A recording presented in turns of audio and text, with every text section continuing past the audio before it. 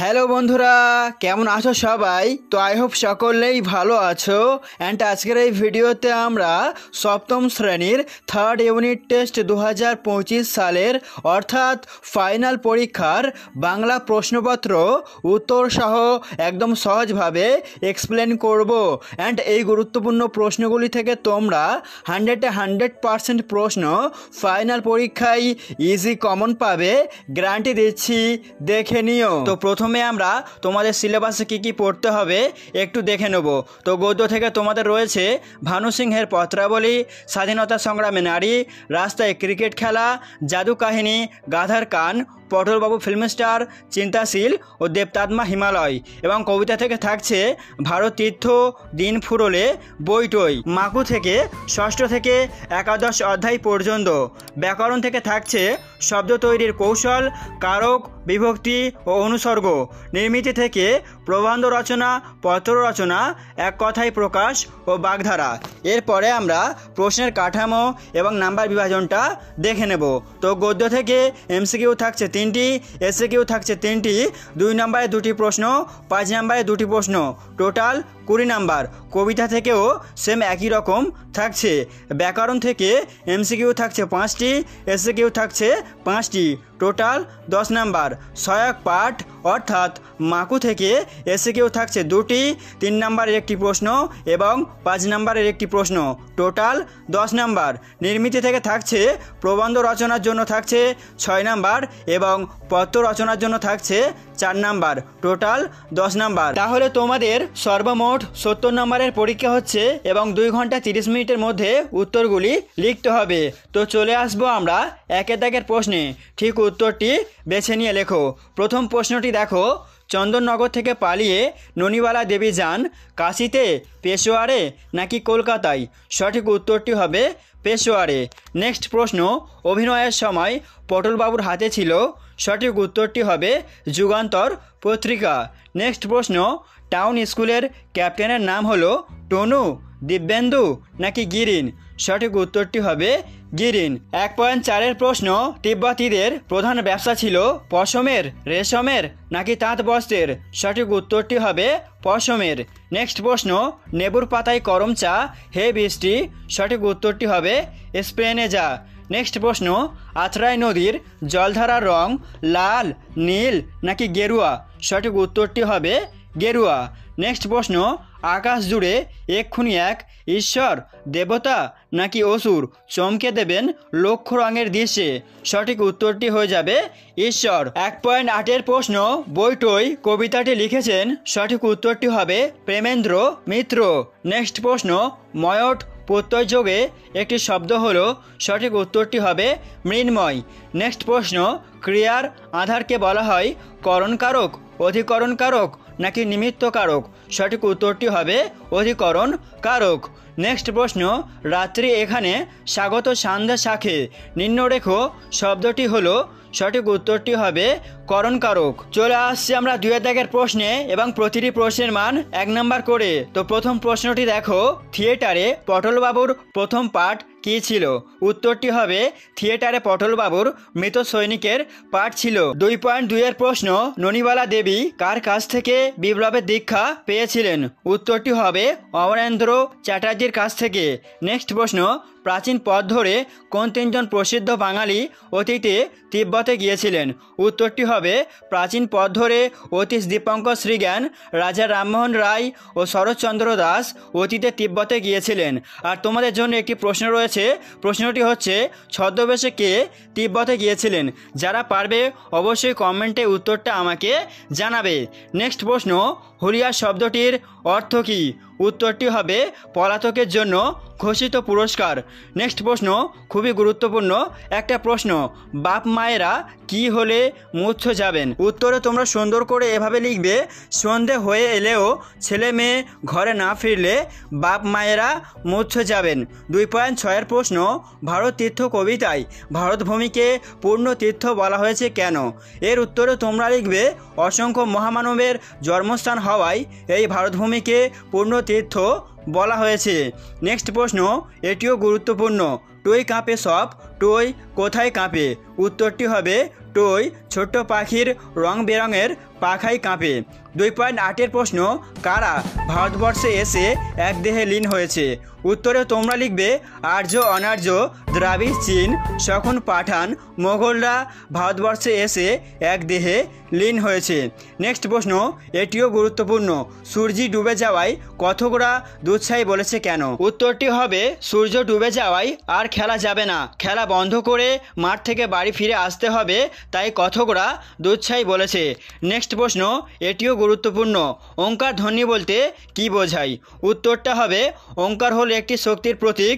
পুরাণ কাহিনী ও প্রাচীন শাস্ত্র মতে এই ধ্বনি সমস্ত বিশ্ব ব্রহ্মাণ্ডকে চালনা করে। এই শক্তির জন্য উচ্চারিত মন্ত্রকে বলা হয় ওঙ্কার ধ্বনি। নেক্সট প্রশ্ন, জাদুকর সোনা টিয়াকে কি উপহার দিয়েছিল? উত্তর, জাদুকর সোনা টিয়াকে 2টি খরগোশ ছানা উপহার দিয়েছিল। নেক্সট প্রশ্ন, সং কত টাকা পুরস্কার জিতেছিল? উত্তরটা হবে 5,000 টাকা পুরস্কার জিতেছিল। নেক্সট প্রশ্ন, হোটেলওয়ালা আসলে কে? উত্তর, হোটেলওয়ালা আসলে ছিল সার্কাসের নোটো অধিকারী। নেক্সট প্রশ্ন, কারক কয় প্রকার ও কি কি? উত্তরে তোমরা সুন্দর করে এভাবে লিখবে, কারক 6 প্রকার, যথা কর্তৃকারক, কর্মকারক, করণকারক, নিমিত্তকারক, অপাদানকারক ও অধিকরণকারক। নেক্সট প্রশ্ন, অর্থাৎ আজকের লাস্ট এসকিউ প্রশ্ন, বিভক্তি ও অনুসর্গের মধ্যে পার্থক্য লেখো। উত্তরে তোমরা লিখবে বিভক্তি শব্দের শেষে যুক্ত হয় এবং অনুসর্গ শব্দের শেষে বা আগে আলাদাভাবে বসে। চলে আসবো আমরা 3 দাগের প্রশ্নে। যে কোনো 4টি প্রশ্নের উত্তর দিতে হবে এবং প্রতিটি প্রশ্নের মান 2 নাম্বার করে। প্রথম প্রশ্নটি দেখো, কলকাতা শহরটা আমি মোটেই পছন্দ করি নে, কবির এই অপছন্দের কারণ কি? উত্তরটা হয়ে যাবে কলকাতা শহর বড় ঘিঞ্জি, ইট কাঠ পাথরের জঙ্গল, তাই কবির মনে হয় কলকাতা শহরটা যেন তাকে এক মস্ত জন্তুর মতো গিলে ফেলছে। নেক্সট প্রশ্ন, পাড়ায় থিয়েটারের দল গড়া হলো না কেন পটলবাবুর? উত্তরে তোমরা লিখবে যুদ্ধের ফলে আপিসে ছাঁটাই হলো, আর তাতেই পটলবাবুর 9 বছরের চাকরি চলে যাওয়ায় পটলবাবুর পাড়ায় থিয়েটারের দল গড়া হলো না। 3.3 প্রশ্ন, হি হি তুক করা হলো না, বক্তা কে, কাকে সে কথা বলেছে, কখন বলেছে? খুবই গুরুত্বপূর্ণ একটা প্রশ্ন। উত্তরে তোমরা লিখবে বক্তা হলো টুনু, সে সমরেশকে এ কথা বলেছে। সমরেশ গাধা না পেয়ে ফিরে এসে মাঠে নামবার সময় সে এই কথা বলেছে। নেক্সট প্রশ্ন, কথকরা কেন এক গঙ্গা জল দিয়ে পা ধুচ্ছে? উত্তরে তোমরা লিখবে সারা বিকাল মাঠে খেলে কথকদের পা দুটো এতটাই কুৎসিত হয়ে গেছে যে এক গঙ্গা জল দিয়ে পা ধুচ্ছে। নেক্সট প্রশ্ন, এটিও গুরুত্বপূর্ণ একটা প্রশ্ন, হে রুদ্রবীণা বাজো বাজো বাজো, রুদ্রবীণা কি, কবি রুদ্রবীণার বেজে ওঠার প্রত্যাশী কেন? উত্তরে তোমরা সুন্দর করে এভাবে লিখবে, পুরাণ কাহিনী মতে রুদ্রবীণা হলো শিবের বীণা, এটি এক ধরনের বাদ্যযন্ত্র। রুদ্রবীণা হলো ধ্বংসের প্রতীক। কবি এখানে চাইছেন যারা আজও ঘৃণার বশে ভারতবর্ষ থেকে দূরে রয়েছে, রুদ্রবীণার ধ্বনিতে তাদের সে বাঁধন ভেঙে যাবে, তারাও এই মহান ভারতবর্ষে মহামানবের সাগর তীরে উপনীত হবে। এবারে চলে আসবো আমরা 4 দাগে প্রশ্নে।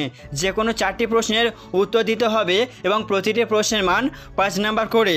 তো প্রথম প্রশ্নটি তোমাদের পরীক্ষার জন্য খুবই গুরুত্বপূর্ণ একটা প্রশ্ন। প্রশ্নটি দেখো, গিরিন কিভাবে খেলার মাঠে টুনুকে উৎসাহ আর সাহস জুগিয়েছিল তা আলোচনা করো। 4.2 প্রশ্ন, গাছে কাঁঠাল গোঁফে তেল, সাধে কি তোমার কোনোদিন কিচ্ছু হয় না? পটলবাবুর গৃহিণীর এই মন্তব্যের কারণ কি? এটিও গুরুত্বপূর্ণ তোমাদের পরীক্ষার জন্য। নেক্সট প্রশ্ন, ননিবালা তখনই দরখাস্ত লিখে দিলেন, ননিবালা দেবী কাকে কিসের জন্য দরখাস্ত লিখে দিয়েছিলেন? শেষ পর্যন্ত সেই দরখাস্তের কি পরিণতি হয়েছিল? এটিও গুরুত্বপূর্ণ। নেক্সট প্রশ্ন, চিন্তাশীল নাটক অবলম্বনে নরহরি ও তার মায়ের চরিত্র বর্ণনা করো।